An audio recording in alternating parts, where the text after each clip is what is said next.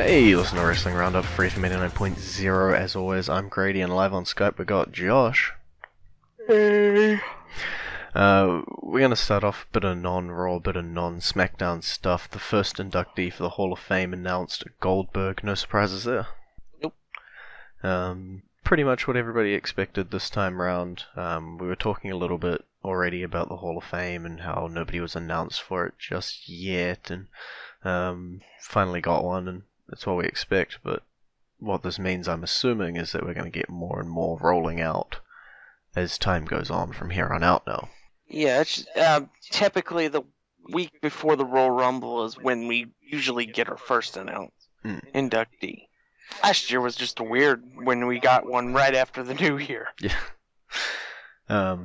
Back to the norm. Who are we getting next? Oh, probably the Dudley Boys. Yeah. I think with Raw 25 coming up, there's quite a few options, right?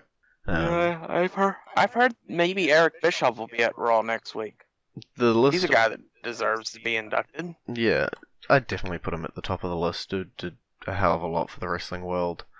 We're looking at Raw 25. There's a very large list of superstars and legends that are going to be showing up. Yep, Kevin Nash isn't going to be one of them. Yeah, sadly, Kevin Nash can't fly on a plane because he's too tall.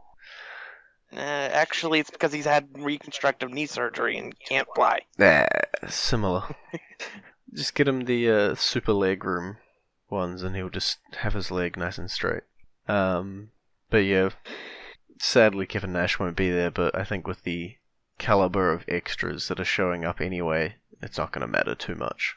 I'm trying to get a list up here, but it's a huge list. Who we got here? One of the newer ones is Chris Jericho being announced for it. Yeah. No, that's a little bit of a surprise, but it's always good to see Jericho. Yeah, I'm definitely not against it. You know, Jericho, WWE, very synonymous. Shows up all the time, comes in, comes out, but definitely a surprise being no less than a month after his Tokyo Dome show, his Wrestle Kingdom show, and he seems to be like he's going to pop up in the next New Japan show as well, going up against Naito. So, are we sure it's going to be in New Japan though? I don't believe WWE has that much of a crossover with New Japan just yet. What if that was the deal that to get Jericho on the show? Was to have somebody come and wrestle at WrestleMania. I'll eat a hat. I will film myself eating a hat. It's interesting, and I definitely again would not be mad at it being what's happening. I just don't think it's what's happening. But I'd be quite happily surprised. If that was the way it's going. So we'll go down the list here. It's a long list. This is Raw 25 people. So this is Stone Cold Steve Austin. Big name on the list. Who we got next? The Undertaker. Dear God, please stop setting up your match, Undertaker. Just sunset. Go be in it. Please. Please. DX. No surprises, right? Might even be setting up Triple H. Jim Ross, Jerry Lawler. Dudley Boys could be where they get their Hall of Fame announcement. Pop in. Ric Flair, also not a surprise, pops up fairly often here and there. Scott Hall was meant to be with Kevin Nash, but Scott Hall on his own is still pretty awesome. Eric Bischoff, as we mentioned. New Age Outlaws. Never going to scoff at the New Age Outlaws coming in.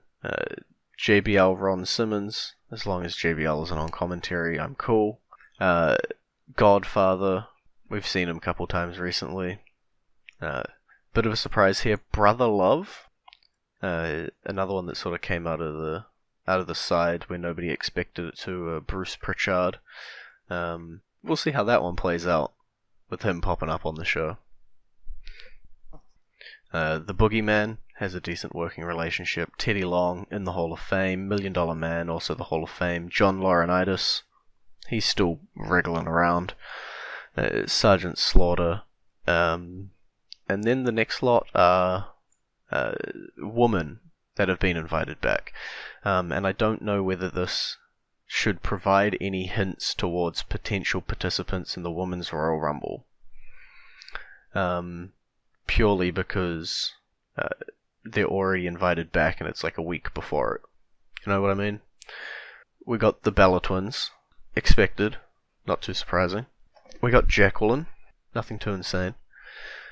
Terry Runnels. New podcast out. We'll see how that goes. Tori Wilson. Michelle McCool. Kelly, and Maria, who's on the active roster. I don't know why she's listed. That's because she's been away with her pregnancy. But it's not too insane to think maybe she'll show up. She's the one out of this list that won't show up at the Royal Rumble. But yeah, how many of them are going to show up in the Rumble, do you think? Or do you think WWE would be a little smarter and not going to ruin their surprise Rumble appearances? I'll say 4. 4. Lovely number. We'll see, because there's going to be a lot of spots in that women's one. We'll get on to Raw and SmackDown itself now. Braun Strowman continues to like to murder people. Yeah, it was Braun again. He likes to murder people and flip things, and he's all out of things to flip. And in his off time, he eats cake. Yep. I think the best part of Braun's entire appearance this week on Raw was Booker T sacrificing Michael Cole. Michael Cole died for the second time in 3 years. Sorry, Cole, but it made for a great TV. Somebody gave him gold in the Michael Cole throwing Olympics. I'm like, no, he gets silver because when Brock did it, he knocked him out of his shoes. Yep. Cole catches a lot of poop, and sometimes it's great to see. Yeah, he takes a lot of flack, but he's definitely not afraid to take bumps. For somebody who's not really trained to do it. Yeah. We're still continuing with the Enzo Nia. It seems like Alexa Bliss has almost inserted herself here. It's like Alexa and Nia are friends, but then Nia wants to go after Enzo, and Alexa's trying to stop it because she realizes how much of an idiot Enzo is, and it's way too real life. But we'll see what happens. I guess it depends with the outcome of the championship match, because Enzo will be defending his Cruiserweight Championship against Cedric Alexander at the Royal Rumble, this time because he probably won't be quote-unquote sick. Hopefully. Yeah. We'll see. We'll see. Do you expect Cedric to take it if Enzo shows up? I hope so. You hope it's all over? Fair enough. I like Goldust's interactions here as well, and on 205 Live. I feel like that sort of bumps Cedric along, or bumps him up in the rankings. Then we've got the Revival. They come out, beat up some local competitors, and then tell everybody that they're professional wrestlers. This is one of those times where the promo just made the internet explode, because for some reason everybody thinks that scripts are not written, and people are going off the chain here. But it is interesting to see when you give the Revival that line, just quite what they'll be doing in the future. Yeah, let's just hope they can stay healthy this time. Both of them. Since we've I think we lost one, and then he came back, and then we lost the other one. It's been bad timing for both of them. We'll see. Yeah, this next time it'll be both at the same time. Yep. And then we got Alicia Fox and Dana Brooke rounding out the Women's Royal Rumble. 18 out of the 30 entrants. I think that's everyone we got, right? We lost Paige, remember that. Yeah, we lost Paige. It would have been 19. But Paige's I thought entire losing future. Paige dropped it to 70. I don't know, it says 18. 1, 2, 3, 4, 5, 6, 7, 8, 9, 10, 11, 12, 13, 14, 15, 16, 17, 18. Nope, it was 18. Yeah, Paige's entire future in professional wrestling in doubt. We'll see what the doctors say moving on with Paige. Not good seems to be the rumors floating around at the moment. Roman Reigns, he's still going to be fighting The Miz, because why not, right? And next week on Raw 25 is the title match. Gotta have the show as big as possible. So Miz gets his title back? It's possible, I suppose. I don't expect it. Nor do I. I'd be perfectly fine with it, though. As we've said many times, The Miz is great with the Intercontinental title, but if Reigns is grabbing it and running with it, we need somebody, because this is the main title of Raw. The Universal title doesn't even show up anymore. So everybody's sort of fighting for this Intercontinental title. You better be able to hold it, defend it, and be a huge personality. And Seth Rollins did a curb stomp. Yeah, surprising. It was surprising. I didn't mark out, but I was surprised. I was very much surprised. It seemed like that move was gone, and for good reason. And then, boom! It just pops back up out of nowhere. I'm happy with it. I wasn't the biggest fan of his knee. I said here and said that his finisher should be the superplex Falcon Arrow combo that he does. Yeah, there's a lot of moves that they could have gone with Seth. The knee is a bit of a weird one for them to have chosen, but they chose what they chose. And as a replacement for the knee, I'm quite happy the curb stomp's back. I was never that impressed with the curb stomp. Okay. The only time I was ever impressed was when Randy Orton turned it into the RKO. Yep, that was still the best moment ever. Can't beat that. Apollo Crews and Titus O'Neil joined the Men's Rumble. No big surprise there. We've got 12 of the 13 since Joe's out. Yeah, I expect this Rumble to be slowly filled up along the times. We'll go to our theme song, which is going to be Bobby Roode's theme, and when we come back, we'll talk about a couple new signings for the WWE Mixed Match Challenge and Smackdown Live. Glorious. No, I won't give in. Until the end. And you're back with Wrestling Roundup, FreeFM 89.0, Grady and Josh. As promised, new signings. WWE Performance Center, they have announced that they have signed both members of War Machine, Ricochet, and Candace LeRae. I finally have a Kentucky boy in WWE. You said that. I think all four of these people are damn good signings. I think they need to do a War Machine Heavy Machinery match. War Machine, Heavy Machinery, Authors of Pain. There's a lot of big boys. Yep, a lot of big boys here that I want to see interact. It'd be interesting to see how quickly these four make it to NXT TV. I almost expect Candice LeRae to be first, purely because Johnny Gargano is in his current feud with Almas and his valet.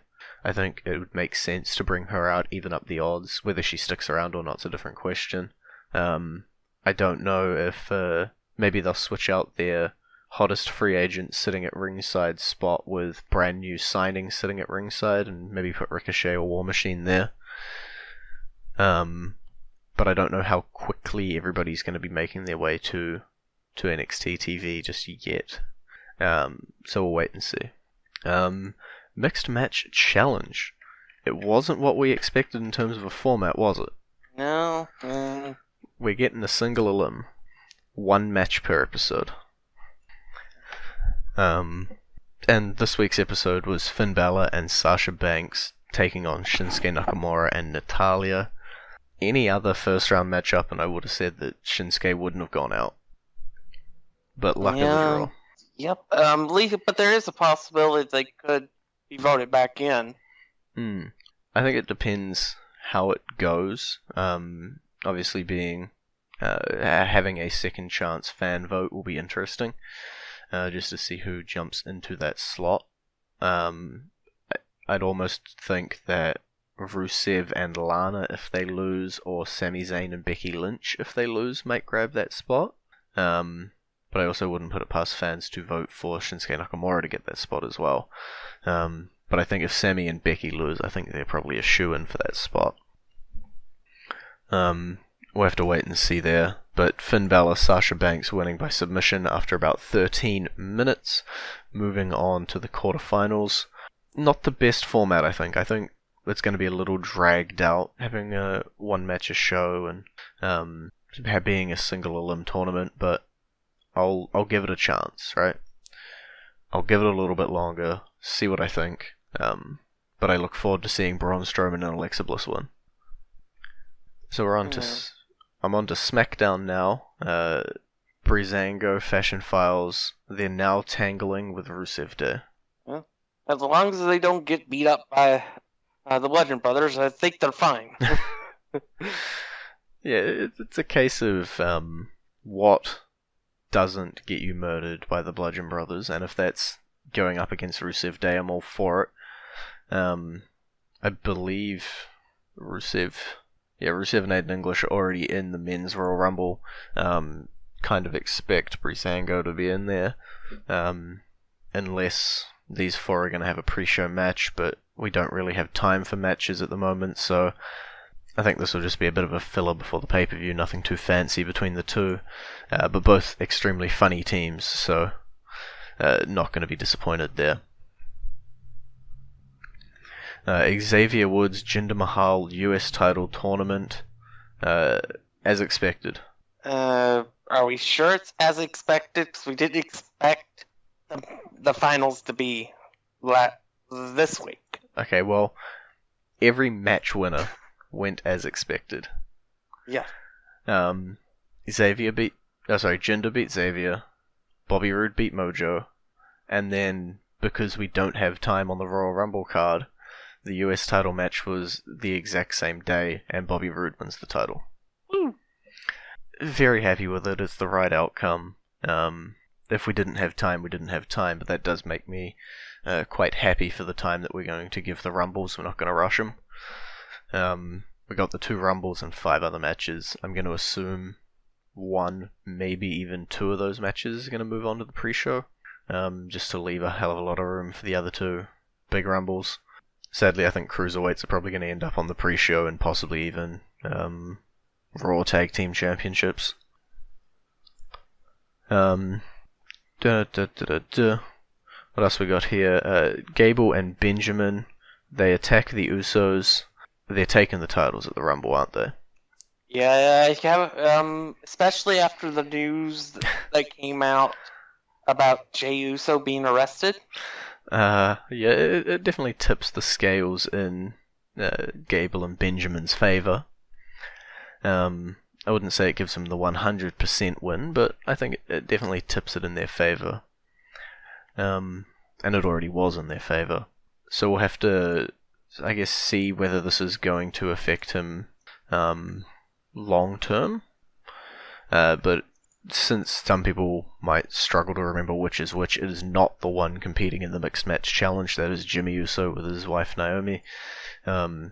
So I don't know whether there'll be a suspension here. I don't know whether there'll be just a fine and a move on, or a getting buried to hell, losing your titles. I don't quite know what to expect just yet. The Riot Squad's still banging around. Can't forget about them. Yeah, we'll see where they go from here, but I think they're beginning to lose some steam. I think both teams are. Absolution and Riot Squad. It probably doesn't help that Absolution is now a member down in the ring. But yeah, it seemed as though they burst onto the scenes and they were super dominant, and now they're just sort of there and another 3 competitors who happen to be friends and team up a whole lot. I'm still excited to see them. I still think they're 3 great talents, but I don't know how much longer the group is gonna last. I think the group may dissolve sooner rather than later. I almost think Absolution has a better chance of sticking together purely because Paige is no longer in ring and potentially can take a more backstage, or not backstage, like a step back mentory type role to these two. And a tag team or a duo seems like it would last a lot longer in the current landscape of the women's division than a trio would. Like we saw when Team PCB and Naomi, Tamina, their group, and everybody came out in groups of 3. It seemed to be the magic number, but they never really lasted long. Everything's so fast moving and you need to be able to take on everyone, and you can't really do that when you're a group of 3. It makes you the center of attention, sort of hogs the entire spotlight, and I don't think we're going to be doing that just for too long on both shows. Yeah, they're definitely not the Shield. No. The Shield worked with the spotlight on it. The Shield was sort of an extraordinary case where they did exactly that though, right? Like, they demanded attention. The entire show was everybody hates the Shield. And then it evolved over time, but they were able to run with it, and they were given the time and everything. We just don't quite have that with either of these groups. But I'll cross my fingers that they don't flop around Ascension style for too long. So we have a little bit of time left, somehow, some way. So we're just going to take a quick skim over the Royal Rumble, just because we're going to have not all too much time next week when we have to preview the Royal Rumble. So we're going to take a little bit of a look-see now.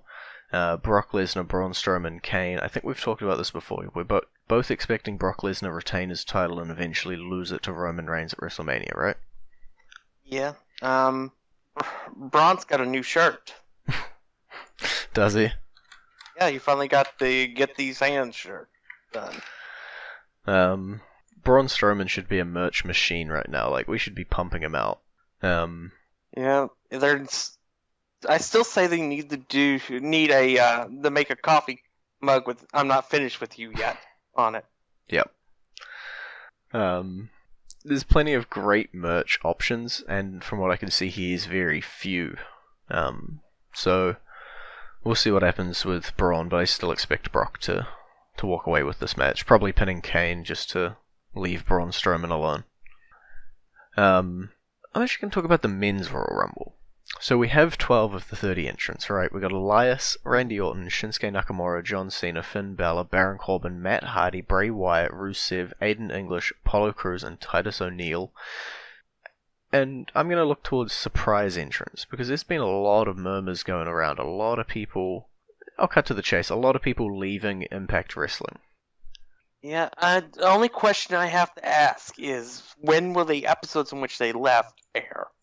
Because that could impact on whether or not, no pun intended, by the way, on whether or not they're able to even participate in the Rumble. I will say this, EC3 canceled one of his commitments. The day that it was committed, the commitment was canceled. Royal Rumble. Yep. I think EC3 is probably the biggest chance of anyone to pop up. I think Bobby Lashley's under a no-compete, and I think a couple others are not as likely. Yeah, Lashley has interest from both WWE and New Japan. So we'll have to wait and see. Personally, I wouldn't be too far behind a EC3 Rockstar Spud team up again. Some of my favourite parts of Impact when I got time to watch it. Righty ho. Well, that's all we got time for. It's been great talking to you. Me. You can visit our Facebook page, facebook.com/WrestlingRadio, Twitter page, twitter.com/WrestlingRadio. And we'll see you next week.